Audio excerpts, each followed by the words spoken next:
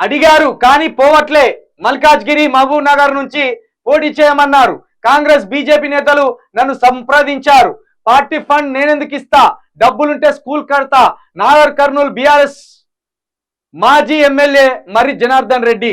Party మార్పు వార్తలపై Nagar Kurnool BRS మాజీ MLA మర్రి జనార్దన్ రెడ్డి స్పందించారు. అవన్నీ వదంతులేనని కొట్టిపారేశారు. ఒకదానికొకటి సంబంధం లేకుండా వస్తుంటాయా అన్నారు. తానుగా ఎవరిని సంప్రదించలేదన్నారు. తాను ఢిల్లీకి వెళ్లి కాంగ్రెస్ అధిష్టానంతో మాట్లాడినట్టు రుజువు చేస్తే దేనికైనా సిద్ధమని సవాల్ విసిరారు. శుక్రవారం ఆయన మీడియా సమావేశంలో మాట్లాడారు. కొన్ని పార్టీలు తనను మల్కాజ్గిరి మహబూబ్ నగర్ నుంచి పోటీ చేయాలని అడిగానన్నారు. తమ పార్టీతో పాటు కాంగ్రెస్ బీజేపీలు తనను అడిగాయని వివరించారు. అయితే తాను ఇంకా ఏ నిర్ణయం తీసుకోలేదన్నారు. తను గెలిచిన ఎమ్మెల్యేని కాదు కాబట్టి. ఈ విషయం ఏం తెలుసా, ఈయన చెప్పేది మొత్తం అవద్దే. ఇక్కడ రివర్స్ ఉన్నది అన్నట్టు. ఇక్కడ ఇది ఒక్క మాట బట్టి ఈయన పార్టీ మారతారా మారరా అని చెప్దాం. తనకు తానుగా ఎవరిని సంప్రదించలేదు అన్నారు. నిజానికి రెడ్డిలు పార్టీ కానీ పదవి కానీ అధికారం కానీ లేకపోతే వాళ్ళు బతకలేరు. వాళ్ళు రాజకీయాలే చేస్తారు, రాజకీయాల్లోనే ఉంటారు, రాజకీయాల్లోనే సంపాదిస్తారు. సంపాదించిన దాంట్లో తులమో బలమో ఇంత పెట్టి గొప్ప వాళ్ళు అనిపించుకుంటారు. రాజకీయం వాళ్ళకు అద్భుతంగా అబ్బింది. దాంట్లో మన తప్పునే తప్పించి వాళ్ళ తప్పు లేదు. ఎందుకంటే ఓట్లేసిన వాళ్ళంతా అనగారిన వర్గాలకు సంబంధించిన ప్రజలు. మనమే మీరు కావాలి నాయన అని మనం ఓట్లు తీసుకుపోయి ఆడేసి దానం పెడతాం. కాబట్టి వాళ్ళు రాజులై పాలిస్తాను. ఇక్కడ విషయం పక్కన పెడితే ఈయన మల్లు రవి గారిని కలిసిండు.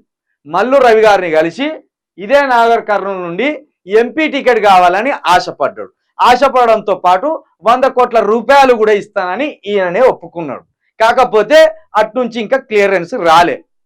ఇది మల్లు రవి గారి ద్వారా జరుగుతున్న రాజకీయం ఈయనకు టికెట్ ఇప్పించడానికి. ఇది పక్కన పెడితే ఉత్తమ్ కుమార్ రెడ్డి గారు కూడా ఈయనకు టచ్లోకి వచ్చింది. ఉత్తమ్ కుమార్ రెడ్డి ఈయనకు టికెట్ ఇవ్వాలని చాలా ఒత్తిడి పెడుతున్నాడు. రేవంత్ రెడ్డి తనకు సంబంధించిన వాళ్ళకి ఇచ్చుకోవాలని రేవంత్ రెడ్డి చూస్తాడు.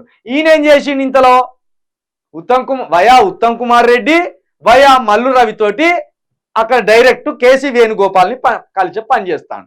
ఎందుకంటే టికెట్లు కొంత రేవంత్ రెడ్డి ముఖ్యమంత్రి కాబట్టి ఆయన చేతిలో కొన్ని ఉంటాయి, 5-6 ఆయన ఇప్పించుకోగలడు.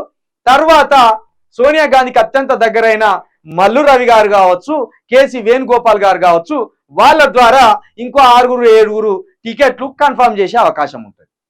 కాబట్టి ఈయననే పోతానని ఒప్పుకున్నాడు. కాకపోతే డ్రామాలు ఆడతాను చూసిండ్లా ప్రజలారా.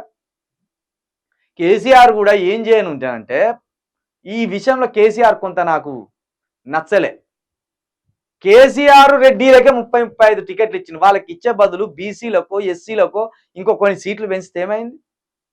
రెడ్డి లాంటోళ్ళు రాజకీయ పరంగా అవకాశవాదులు. వాళ్ళు ఏ పార్టీ అధికారంలో ఉంటే వాళ్ళకి జంపు కొడతారు. గంతే, డై కొట్టుడే. నీతి నిజాయితీ వాళ్ళకి అస్సలే లేదు.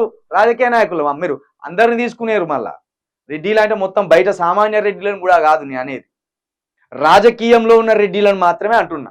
అందులో ఇలాంటి రెడ్డిలను, మర్రి జనార్దన్ రెడ్డి లాంటి రెడ్డిలను ఖచ్చితంగా పార్టీ మారుతాడు, 100 కోట్లు ఇస్తారు. సిగ్గు అనిపించలేదు మర్రి జనార్దన్ రెడ్డి గారు?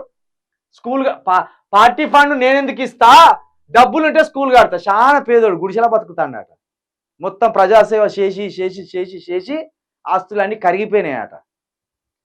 10 సంవత్సరాలు ఉన్న ఎమ్మెల్యే సిగ్గు అనిపించలే. ఒక బడన కట్టినావు, ఇంక ఇప్పుడు పైసలు ఉంటే బడి కట్టడం. మొన్న 50 కోట్లు ఖర్చు పెట్టిండు. 50 కోట్లు ఖర్చు పెట్టిండు. మరి 50 కోట్లలో ఒక 10 కోట్లు పెడితే నీ నియోజకవర్గంలో 2 స్కూల్లో 4 స్కూల్లో అవు కదా. 2 కోట్ల చొప్పున ఒకటి కట్టినా కూడా 5 స్కూళ్ళు అవు కదా. నీ పేరు చిరస్థాయిగా మర్చిపోవు కదా. ఈ రోజు నువ్వు ఇట్లా పార్టీ మారే దుస్థితి రాకపోవు కదా. ఇంత దరిద్రుడు లెక్క వాని కాలు పట్టుకోవడానికి వీని కాలు పట్టుకోవడానికి ఆ పార్టీ సైడు ఈ పార్టీ సైడు చూసే అవకాశం ఉండకపోవు కదా. దయచేసి కేటీఆర్ గారు, ఇలాంటి దొంగలు ఇంకున్నారు మీ దాంట్లో. ఈ దొంగలను ముందు పసిగట్టుర్రి. ఈ దొంగలే మీ పార్టీని ఆగం చేయబోయేది. ఇది బాగా గుర్తుపెట్టుకోరు.